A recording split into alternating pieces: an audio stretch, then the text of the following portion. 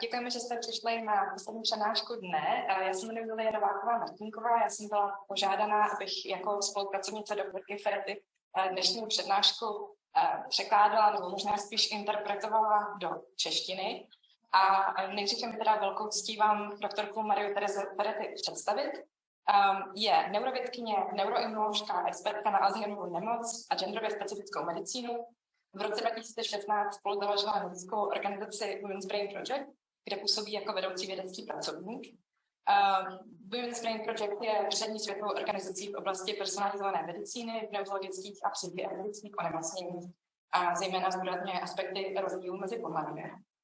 Doktorka Ferretti studovala farmaceutickou chemii a technologie na univerzitě v Cagliari, následně pracovala v Anglii a v Kanadě, kde získala na McGillově univerzitě ve farmakologii a farmakologické terapii a pak pracovala na pracovištích ve Švýcarsku a Rakousku. Její práce jsou publikovány ve vysoce impactovaných časopisech včetně Nature a pravidelně má zvané přednášky na mezinárodních konferencích na téma Alzheimerovy nemoci, personalizované medicíny a rozdílu mezi pohlaví. Kromě toho ještě vyučuje v rámci univerzitních kurzů, například Certificate for Advanced Studies in Gender Medicine na univerzitě v Zurichu nebo na univerzitě v Vídni. Kromě toho má dlouhodobý zájem na popularizaci vědy a zmenšování stigmatů asociovaných s neurologickými a psychiatrickými onemocněními. Byla zvanou mluvčí pro TEDx v roce 2019 a 2021 a napsala 2 knihy o neuropsychiatrických onemocněních zaměřené na lidské publikum.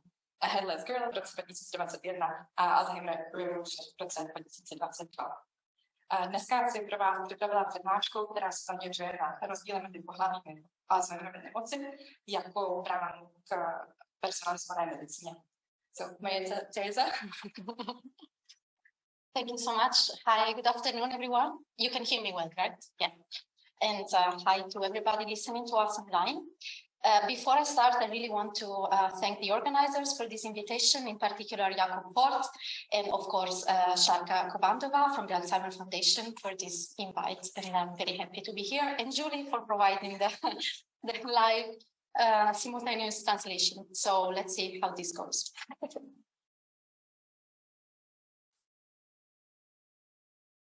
Now we try to go to the first slide, which is my faculty disclosure. And this we can just...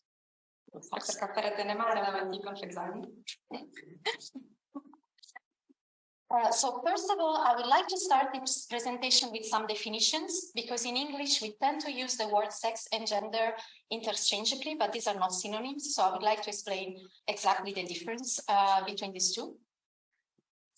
Nejdřív jsou definice ohledně pohlaví a genderu, včetně proto máme jedno slovo, které není dostatečně rozlišené, protože jsou 2 slova, a to je sex a gender. Já asi bych referovala tomu termínu sex jako pohlaví a gender jako gender. So when we're talking about sex, we are referring to differences between men and women which are biologically driven. So they are driven by the expression of sex chromosomes and sex hormones. Pohlaví nebo sex je biologický koncept, který je založený na pohlavních chromozomech, pohlavních hormonech a potom následně těch biologických následcích na těle. And gender, in contrast, is a socio-economic, socio-cultural construct of being a man or a woman in a given society. So this is related to attributes, expectations, and also stereotypes that we have in society. Oproti tomu gender je sociokulturní a socioekonomický koncept, který je založený na různých rolích ve společnosti a různých stereotypech. So the important take-home message of this slide is that both sex and gender are defined by the WHO, the World Health Organization, as determinants of health. So this is my take-home message of this one, meaning that the diseases you will get, your access to healthcare and your response to treatment will be different, can be different if you are a man or a woman, for both biological and socioeconomic reasons. Světová zdravotnická organizace uvažuje o jak pohlaví, tak o genderu jako základní věci, které určují zdraví člověka, a zdraví člověka tím pádem může být jednak z hlediska těch onemocnění, které člověk dostane, nebo z hlediska léčby, které potom bude mít přístup, a nebo z hlediska průběhu onemocnění ovlivněné jak pohlaví, tak genderem.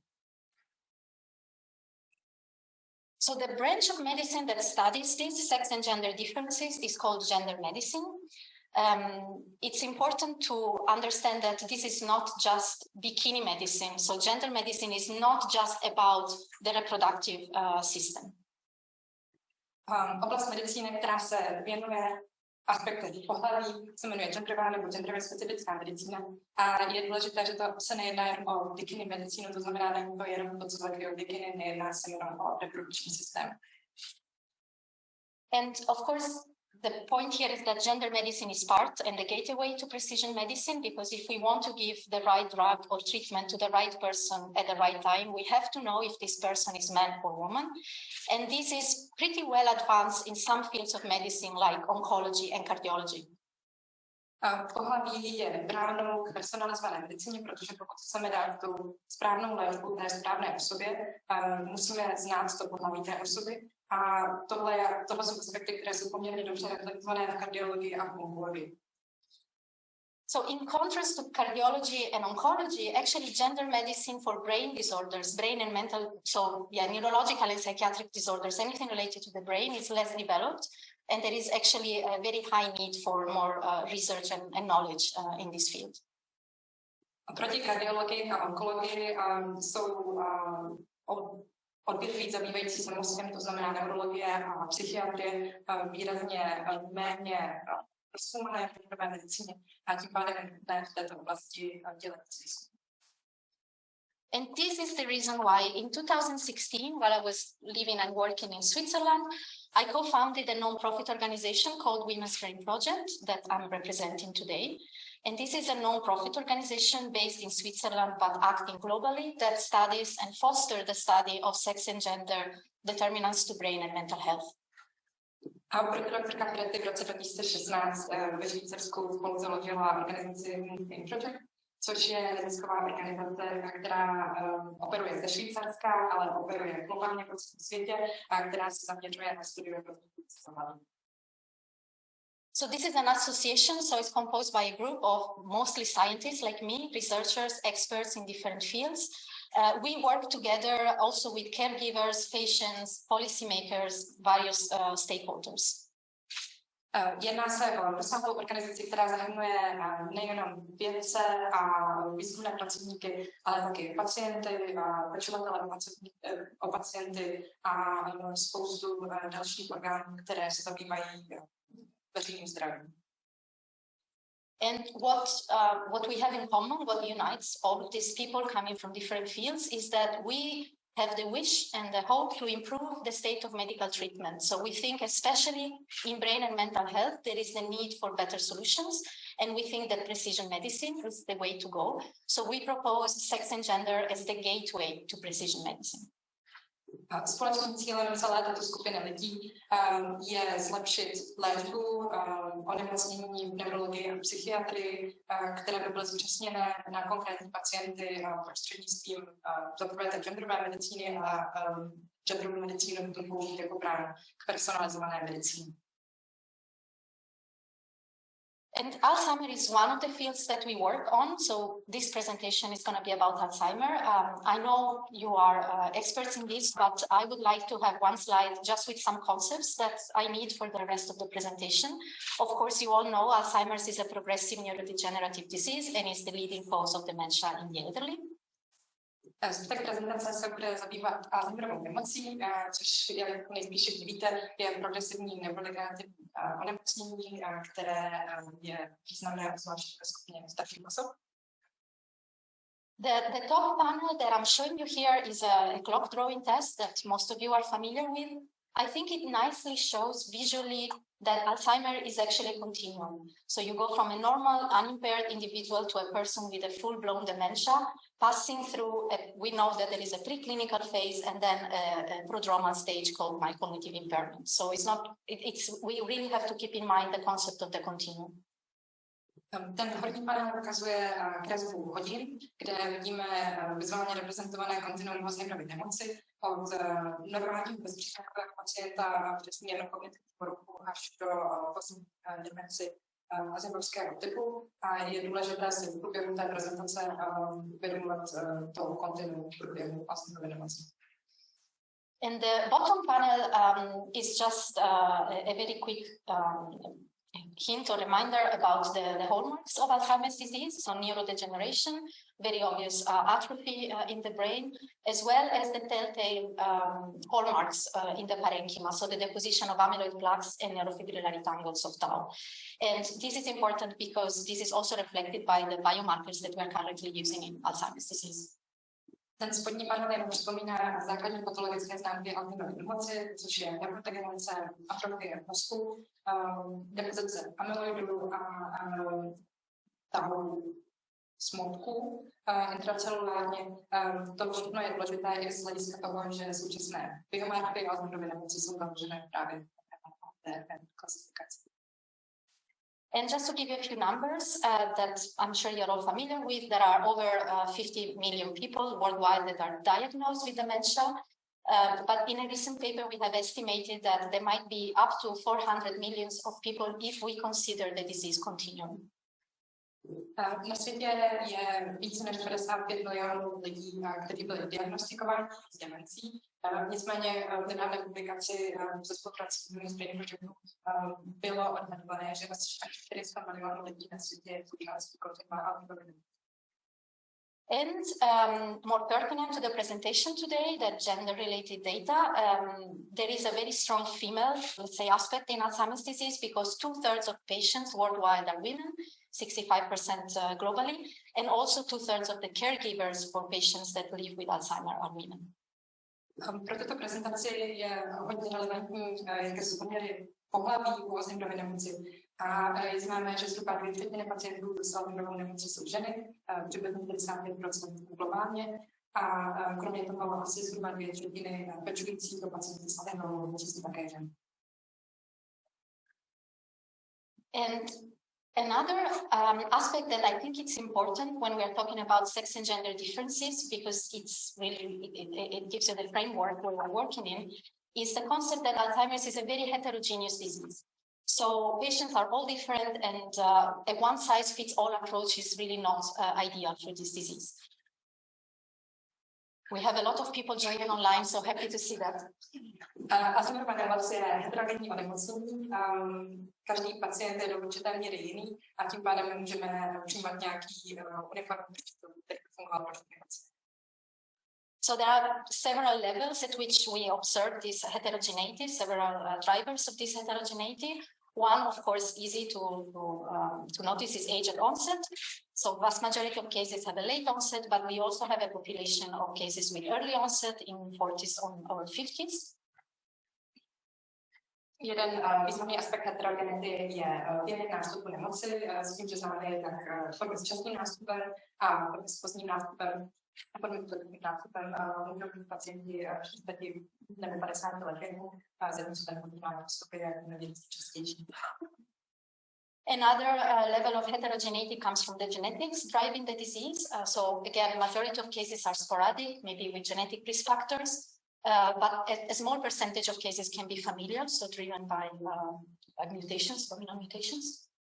Další zdroj heterogenity je genetika, s tím, že známe jednak familiární formy, jak se čemu aplikované geny, a potom nejčastější sporadická forma, kde může být genetické rizikové faktory. And very importantly, the clinical presentation can be highly heterogeneous. So in addition to the typical AD presentation, which is what most of us have in mind, when we think of Alzheimer, we think of an amnestic syndrome with mostly memory as a symptom that is interested. Actually, this is just one type of Alzheimer. And we have some atypical cases where the main domain that is affected is not memory, but can be visual, language, executive, or motor function.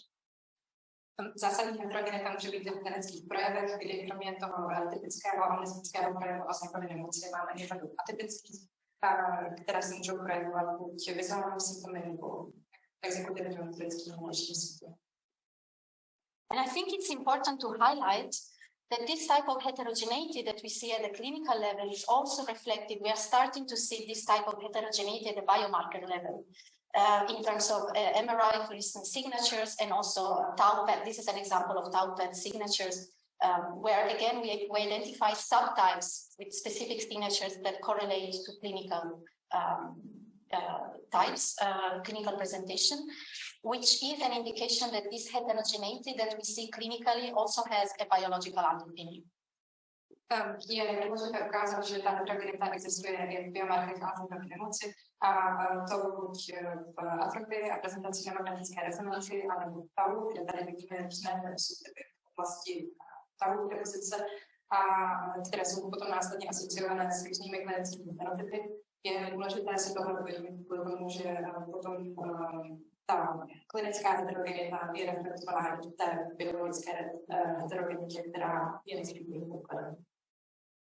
So why am I telling you all this about heterogeneity? Because I think it's a very interesting question to ask whether also sex differences could be driving some of the heterogeneity that we see in patients. And this is something that until a few years ago had not been really thoroughly explored. And this is what I will be talking about today. Vzhledem k těmto všem důkazům heterogenity je důležitou otázkou, jestli pohlaví významných společenství heterogenity. To je otázka, která až do několika let zpátky nebyla žádným způsobem explorovaná a je to to, čím by dotýkat dneska. And this is a topic on which we have been working, especially me personally, but with the team at the Women's Brain Project for the past 6 years. This slide is to give you some ideas, some highlights of some of the work that we have done in this field. I'll stop here. Ta otázka heterogenity, pohlaví jako zdroje heterogenity je hlavním tématem Women's Brain Projectu a na tomhle slajdu vidíte příklady několika různých projektů, které Women's Brain Project má. On one hand, and the most important thing for us is publishing papers, so driving research, both primary research papers and reviews in peer-reviewed publications. Jak zásadní je publikování vědeckých článků v recenzovaných publikacích, s tím, že nemáme víte příklady článků, které byly publikovány v Brain Project. A second level of our activity is related to policy, so we are trying to translate whatever findings to the policymakers to try and initiate some changes in the society. So here you see an example of work that I did with the WHO, as well as a chapter for the World Alzheimer Report of ADI, Alzheimer's Disease International. Dalším důležitým aspektem jsou doporučení pro klinickou praxi nebo aplikování toho výzkumu, potom následně do klinické praxe, což Women's Brain Project dělá prostřednictvím spolupráce na doporučení, s tím, že nahoře vidíte doporučení právníka společně se Světovou terapeutickou organizací. A pod tím je Alzheimer Report, který vzniká se spolupráci s Alzheimer's Disease International. And the final thing that I wanted to highlight, and I was trying to get rid of this because you don't see that I'm one of the editors of these books, but I'm there, are the books that we publish. So here you see 2 examples of textbooks I edited with Elsevier. These are the first textbooks in this field, and if you're interested in this topic, I encourage you to check them. And you also see Alzheimer Revolution, which is an example of book for the lay public, because I think also dissemination and outreach to the lay public is very important. Poslední příklad aktivit Women's Brain Projectu jsou publikace knih, s tím, že napravo vidíte 2 učebnice, které vznikly s účastí doktorky Ferretti a která byla editorem těchto knih a jsou předními knihami daného tématu a na vlevo dole Záznam Revolution vidíte knihu, která je určená spíš pro laickou veřejnost. Now we go to the next slide, hopefully. Thank you. So I hope by the end of this presentation, I will have convinced you that sex and gender differences exist. There are sex and gender differences across the board. So from risk factors to biomarkers, symptoms, progression, as well as drug response. For time reasons, there is no time to really talk about all of these. So we will focus on some specific topics for today. Doktorka Ferretti dokáže na konci téhle prezentace budete přesvědčení, že existují rozdíly mezi pohlavími u Alzheimerovy nemoci. Ty rozdíly můžou být například rizikovými faktory, biomarkery, klinickým obrazem nebo prognózou a odpovědí na léčbu a rozdíly v klinickém testování, ale vzhledem k tomu, že nemáme tolik času, abychom prošli všechna ta témata, tak se budeme soustředovat jenom na quiz. So for today, these are the 4 topics we're going to be focusing on. We will be talking about sex differences in biomarkers, in symptoms, in clinical trials, basically, and also I would like to mention a project on patient pathway, so sex and gender differences in the patient experience from the patient's perspective. Dnes se budeme soustředovat na rozdíl mezi pohlavími v biomarkerech, v klinickém obrazu, v odpovědi na léčbu a zejména klinickém testování a potom na cestu pacienta s Alzheimerovou nemocí skrz zdravotnický systém jako zkušenost pro pacienta. So let's start with the biomarkers. There is a growing literature, a growing number of papers also driven by the TAM and the activity of the Women's Brain Project in the past years. So a growing literature on sex differences in biomarkers. And here on the left, I'm showing you some of the recent papers that really focus on this. Je čím dál víc důkazů o tom, že existují rozdíly mezi pohlavími v biomarkerech Alzheimerovy nemoci, což je způsobené i aktivitou Women's Brain Project a tím, jakým způsobem podporují výzkum této oblasti. Nalevo vidíte 3 příklady článků nedávných, které se zabývají rozdíly mezi pohlavími v biomarkerech. And the take-home message here, what is emerging from the literature so far? First of all, from what we have seen so far, there is no strong evidence of differences in amyloid, in brain amyloid in men and women, either with fluid or imaging biomarker at the moment. Z dostupné literatury vyplývá, že zatím buď nejsou, anebo jsou kontroverzní rozdíly mezi pohlavími v oblasti beta-amyloidu, jak v biomarkerech v mozkovém moku, nebo v plazmě, nebo v zobrazovém zkušení. In contrast, the picture for tau is a little bit clearer. There is quite a lot of evidence right now that the tau pathology can be different in men and women, in both fluid and imaging biomarkers, in the direction that women tend to accumulate more tau and faster, especially if they are APOE4 carriers, so if they are at genetic risk. And this is also a very important topic because it looks like the effect of sex in biomarkers is actually modulated by APOE, so there is a very important interaction. Beta-amyloidy v oblasti tau jsou konzistentně popisovány rozdíly mezi pohlavími s tím, že ty rozdíly jsou popisovány jak v mozkovém moku a v krevních biomarkerech, tak v zobrazovacích biomarkerech. Většinou ten charakter těch rozdílů je v tom, že kumulace tau u žen je ve větší míře a obecně rychleji než mužů, s tím, že je tam ještě interakce s alelou ApoE4, která způsobuje výraznou akumulaci tau u žen, které jsou ApoE4 pozitivní. And what I would like to think about is that the differences that are described in the literature can be about absolute levels, but not so much. There are differences described in rate of accumulation, but for me, very interesting are the differences in the prognostic value of these biomarkers. Rozdíly mezi pohlavími u biomarkerů můžou být jednak v hodnotách biomarkerů, když jsou méně časté a méně popisované, výraznější jsou v oblasti rychlosti akumulace biomarkerů a asi nejvýznamnější nebo nejzajímavější jsou interakce mezi pohlaví, biomarkerem a jejich prognostickou hodnotou pro pacienta, to znamená, jakým způsobem se dá predikovat. So, for instance, even though men and women might have the same level of amyloid, this actually translates into, it's been shown to be related to higher accumulation of tau and faster cognitive decline in women. So the prognostic meaning of this, of the same absolute level of a biomarker can be different, and I think it's important to know. Takže když ženy a muži můžou mít stejnou úroveň amyloidu, u žen to znamená rychlejší akumulaci tau a rychlejší progresy kognitivního deficitu. To znamená, že stejná úroveň určitého biomarkeru může mít různý vliv na obě pohlaví. What is so special about women and Tau? This is the big question. There's a lot of research in this field. We don't have the final answer, but a lot of researchers are focusing on the interaction between hormones, especially menopause transition and Tau pathology. Co způsobuje tu výraznější akumulaci Tau, že není to úplně jasné, ale je to předmětem současného výzkumu s tím, že v současnosti se hlavně zkoumá, jestli by mohla být nějaká interakce mezi pohlavními hormony a Tau biomarkery. So I'm showing you an example of a study from the group of Rachel Buckley with Tau PETs. To show on the left-hand side in this panel, you actually see in different brain areas this accelerated accumulation of Tau in women, as we said before.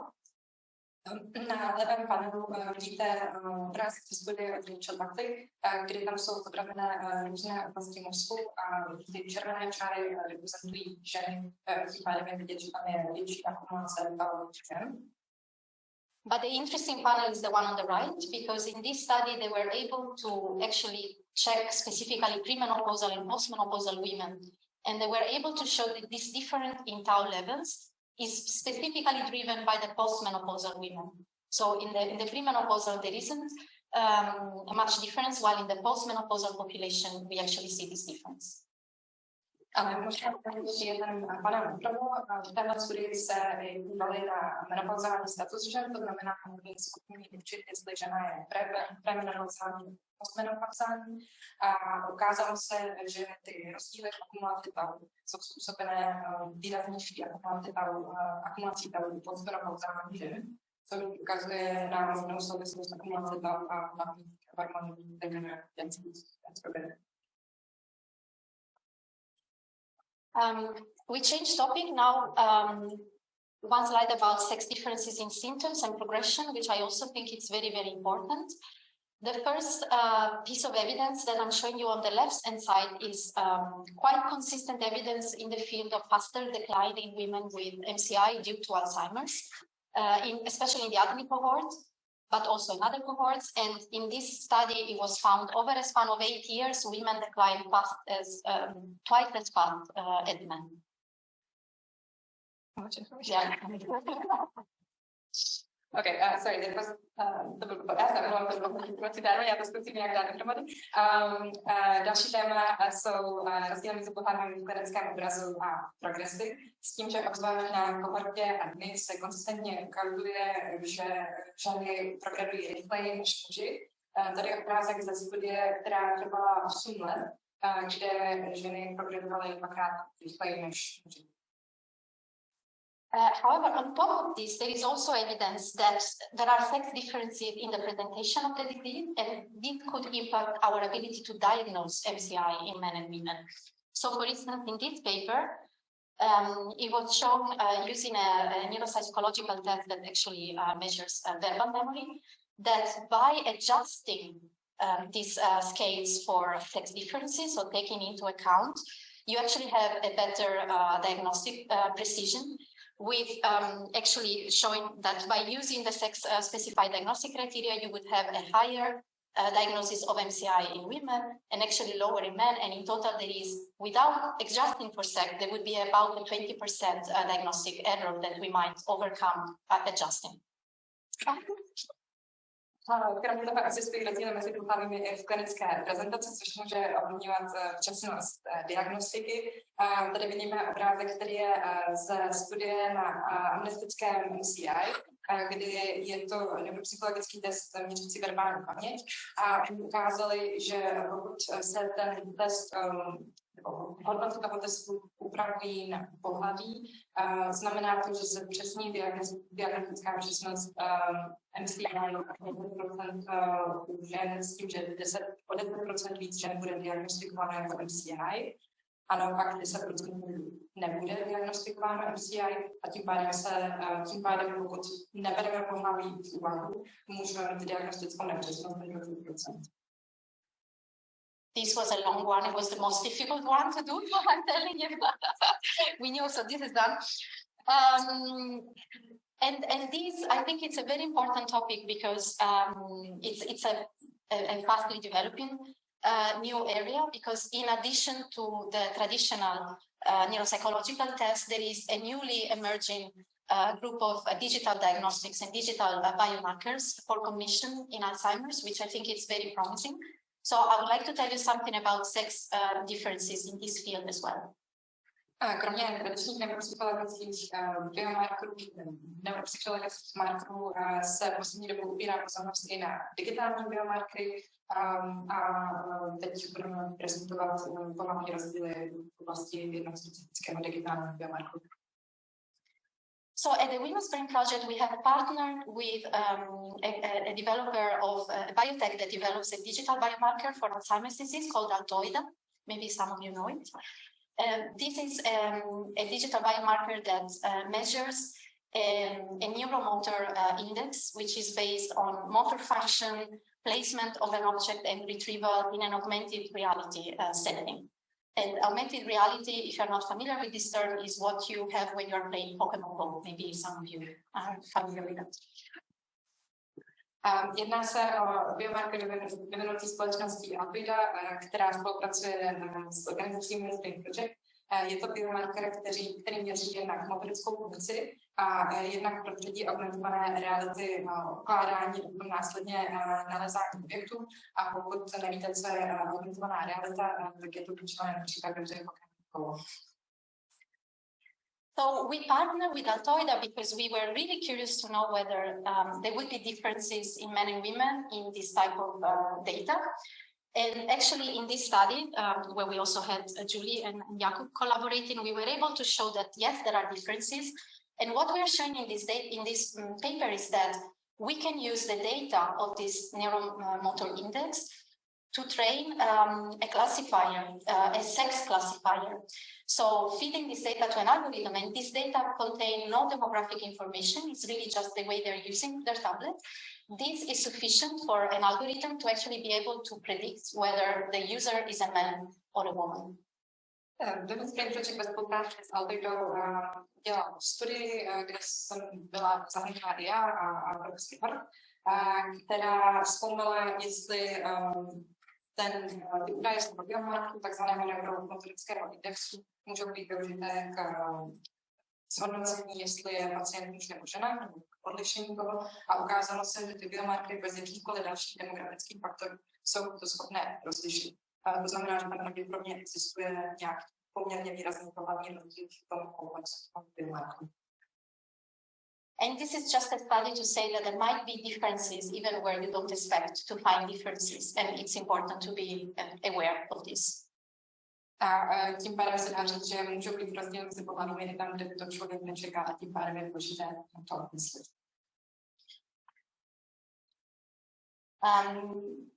This is another aspect that I wanted to tell you something about, so we change gears. It's about sex and gender considerations in clinical trial design.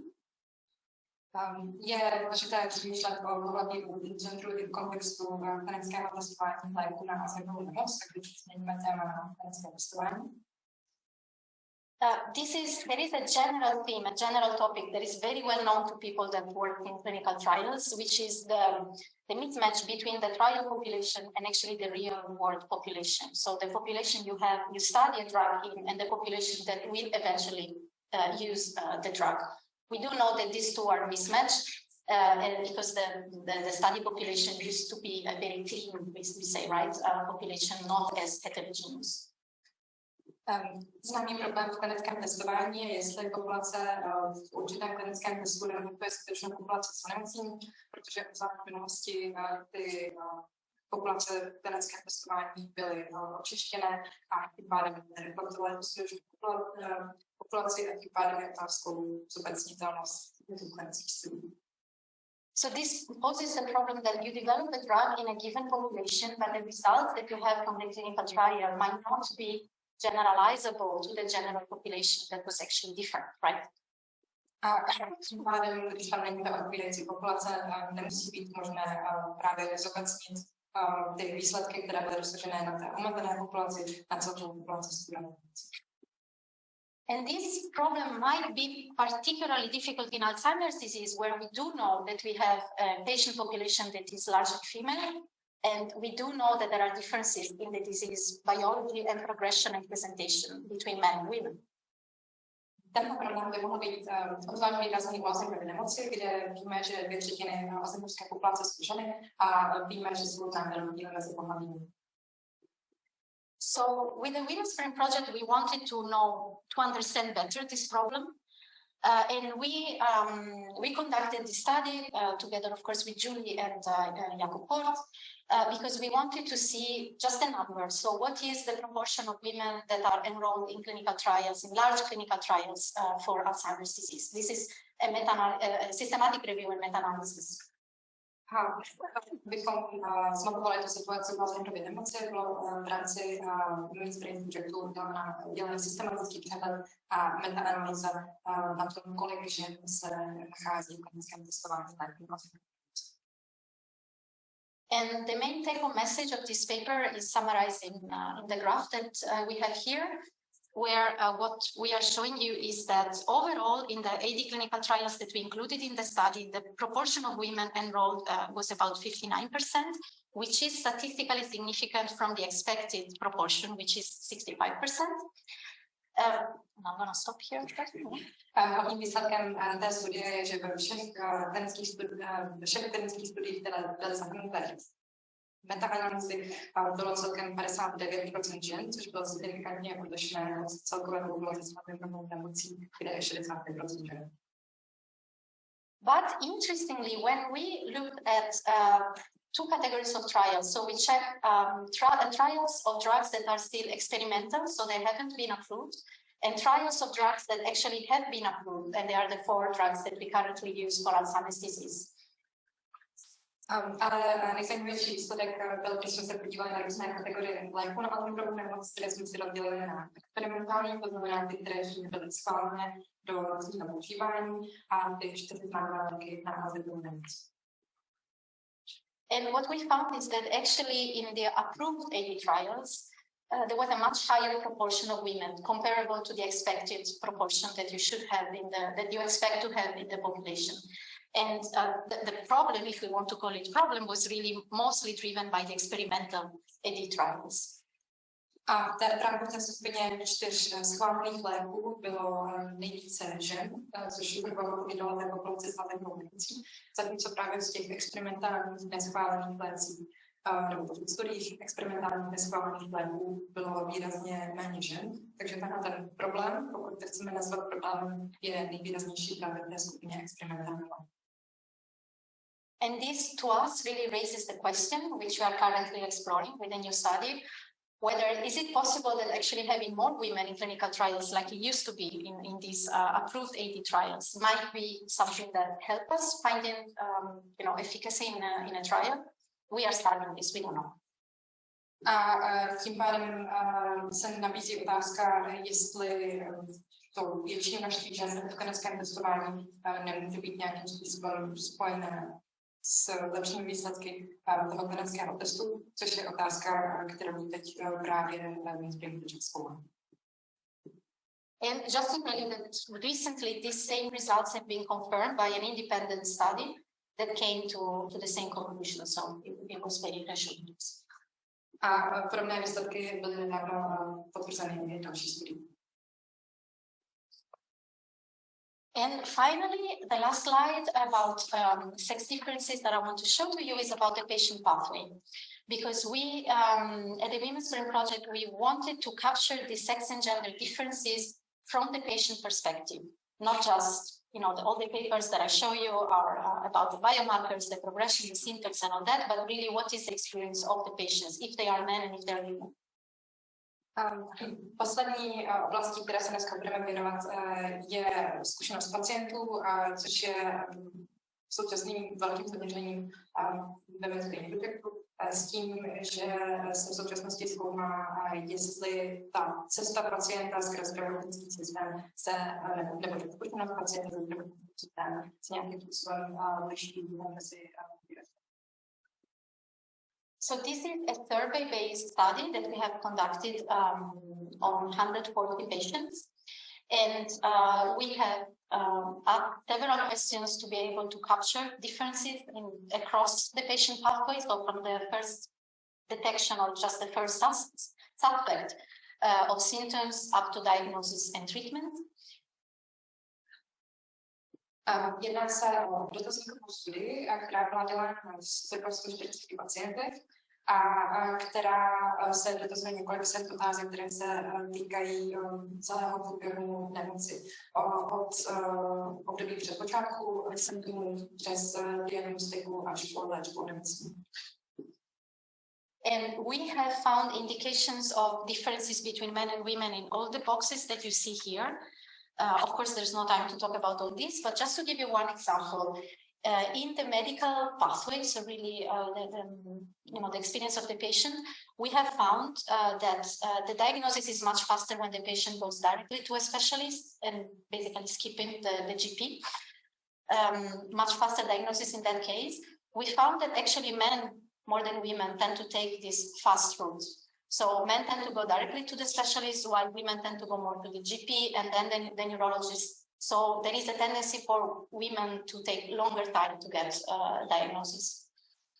Nějaká forma rozdílu mezi pohlavími je nalezená ve všech těch oblastech, co vy tam teďka momentálně vidíte na té prezentaci, s tím, že bohužel nemá prostor na to, abychom probrali všechny. Takže jeden z nejpodstatnějších nálezů, který byl v té studii, že je velký rozdíl v času od symptomů do diagnózy, pokud pacient jde přímo ke specialistovi, anebo jde přes praktického lékaře až potom ke specialistovi. A tady byly rozdíly mezi pohlavími, kdy z nějakého důvodu muži mají tendenci vyhledávat přímo specialistu, zatímco ženy šly prostřednictvím praktického lékaře. A tím pádem v té naší studii muži získali diagnózu rychleji než ženy.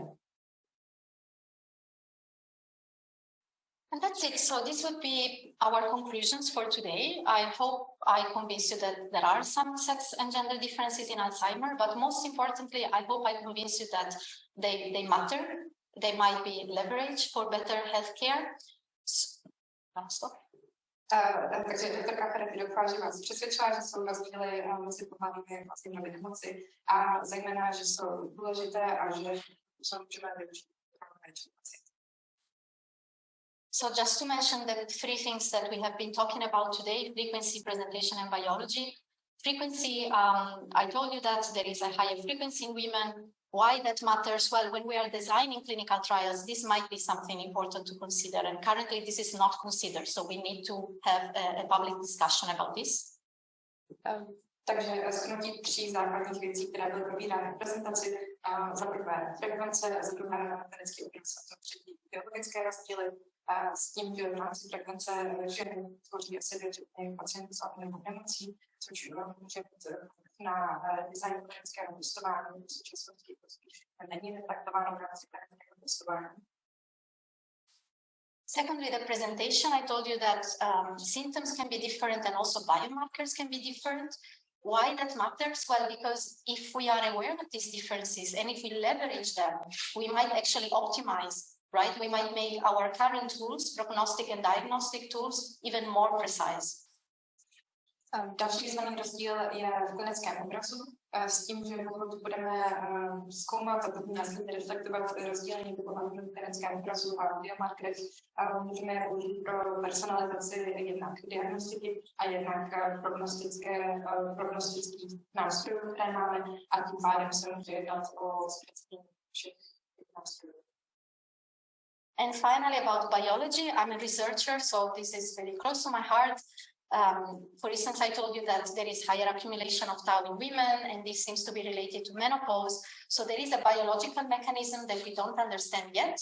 Why this matters? Because if we understood it better, this could actually lead to novel drug targets even. So it opens up new possibilities as well for treatment. A nakonec víme, že akumulace tau je rychlejší u žen a že to nějakým způsobem propojené s menopauzou, což je důležité zkoumat, protože nevíme, co přesně to propojení je a jaké jsou ty fyziologické mechanismy. A když to bude zjištěné a další studie se budou ubírat tímhle směrem, můžeme odhledat další mechanismy, proti kterým se potom mohly vyvíjet nové léky. One final slide, just to let you know that the Women's Brain Project has been working on all of this in the past 5-6 years. We work on 4 pillars, which go from basic science to novel technologies and AI, as you saw. But we are in a transformation phase, and I just want you all to know that this year we will transform from an association to a foundation, and our overarching ambition, which is very, I know, ambitious, but let's see, is to actually create and operate a research institute which is dedicated to the study of exactly these topics, sex and gender, precision medicine. Takže celkový cíl Women's Brain Projectu je personalizovaná medicína, která stojí na těch 4 pilířích, které tam vidíte zobrazené, které jsou od základního výzkumu až po nové technologie a AI.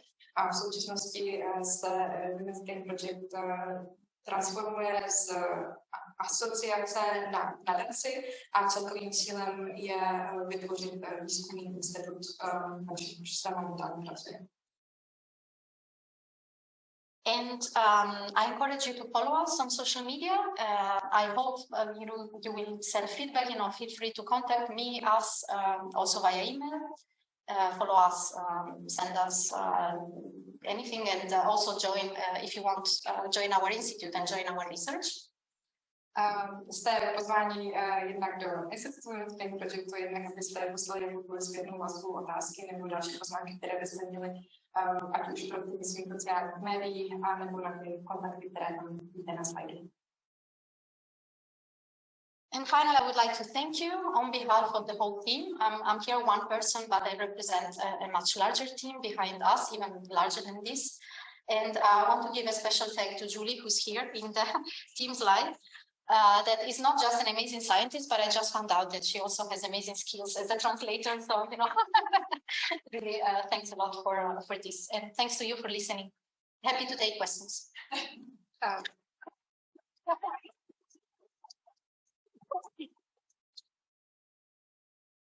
Ten závěr nebudu si překládat, ale děkujeme za pozornost. A pokud někdo bude mít otázky, tak já myslím, že určitě můžete v angličtině, nebo když tak si můžeme nějak domluvit přes země.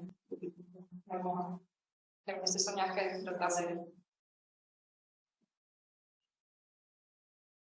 I have a question about E4 gene as a main driver of progression. Do you have any awareness about the data that some risk factors like diabetes in E4 carriers in women can be a stronger driver of Alzheimer's disease than if you are non-carrier? So, generally speaking, the impact of E4 gene on sex. So this is an excellent question. I don't have an answer. I can't remember. I don't know, Julie, if you have come across any study looking at diabetes or, let's say, high blood pressure by sex and by APOE gene.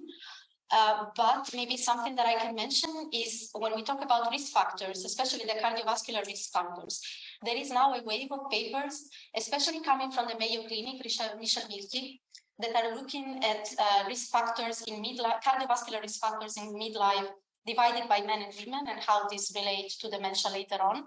And it is becoming evident that these are risk factors, it's becoming obvious that these are risk factors for both men and women, but actually they are stronger for women, even though they are more common in men.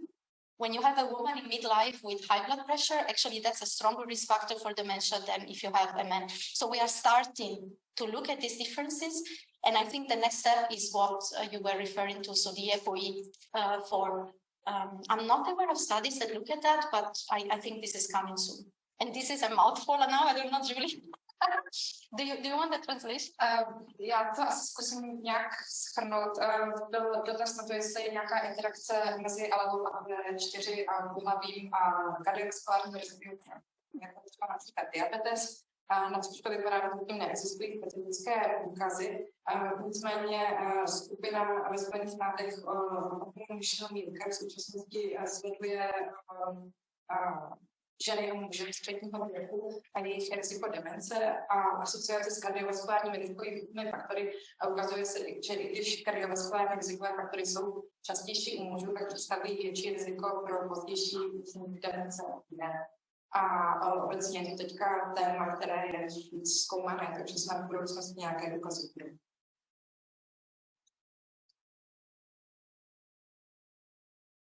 I have a question concerning sex differences in as a risk factor or marker of cognitive medicine. You can information about that. Not on top of my mind, but I think that this is also something that we should look into, and actually I would expect to find sex differences there as well. But I'm just thinking, I can't remember the specific paper, but there might be. It's not that because I don't remember the reason. I don't know if specific or subjective cognitive decline, but preclinical AD, we definitely have some evidence for sex differences there, so that's not exactly the same thing, but yeah. So the point is that we see differences in AD patients, we see differences in preclinical and prodromal, so you would expect to see differences also in subjective, but I don't have a specific reference for you, but I'll come back to you with this. I'll check.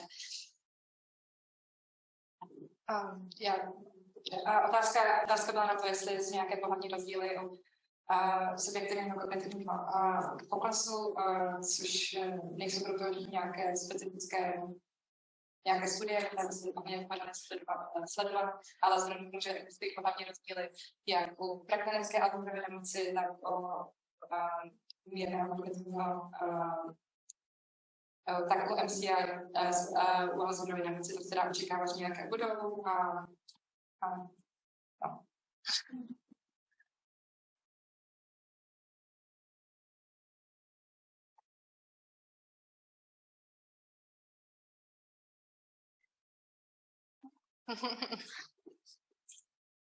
Tak já myslím, že někdo máte ještě další dotazy, jestli můžete doktorko Ferretti nebo eventuálně nás dohromady vyhledat v kulárech, a nebo potom jestli tam měla ty kontakty, které si ještě můžeme tady ukázat jednou, kdybyste se nechtěli o něčemu ukázat. Thank you.